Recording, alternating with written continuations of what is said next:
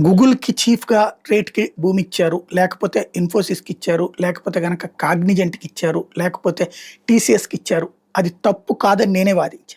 99 పైసలకే ఇచ్చారంటే తప్పు లేదు అని వాదించా. కాకపోతే రిజిస్ట్రేషన్ కాదు అది లీజ్ కింద ఇవ్వాలి అని చెప్పా. రిజిస్ట్రేషన్ చేయడం అంటే మాత్రం అమ్మేయడమే. వాడు ఆ రూల్ మనకిచ్చినటువంటి హామీ నెరవేర్చకపోయినా మనకి వెనక్కి తీసుకునే హక్కు ఉండదు కాబట్టి, ఆ సంప్రదాయం కరెక్ట్ కాదన్నాను తప్పించి ఇవ్వడంలో తప్పు లేదని చెప్పాను నేను. అనేక సార్లు ప్రస్తావించా.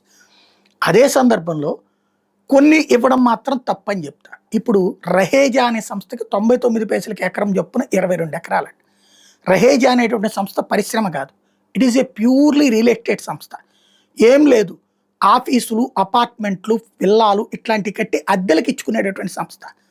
ఒకప్పుడు జగన్‌కి పెట్టుబడులు పెట్టాడు. జగన్‌కి తోడున్నారని చెప్పి రహేజా మీదకి ఈ ఇష్యూస్‌లో కూడా ఉంది. జగన్ మీదన పెట్టినటువంటి అక్రమాస్తుల కేసులు కూడా. అట్లాంటి రహేజాకి ఇప్పుడు 22 ఎకరాలు 99 పైసలకి ఇవ్వడం ఏంటి?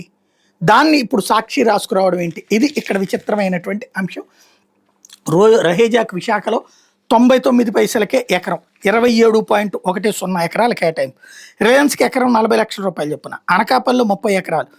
సరే రిలయన్స్‌కి 40 లక్షలు అంటే అది కూడా వాళ్ళకి ఇవ్వడమే. కాకపోతే ఆ ప్రాంతానికి ఉపాధి కోసం తక్కువకి ఇస్తున్నారంటే ఒక అర్థం ఉంది. బట్ అదైనా లీజులకి ఇవ్వాలి గానీ ఇట్లాగైతే కష్టం. పోనీ 40 లక్షలకి అమ్మారంటే పోనీ ఒప్పుకుందాం.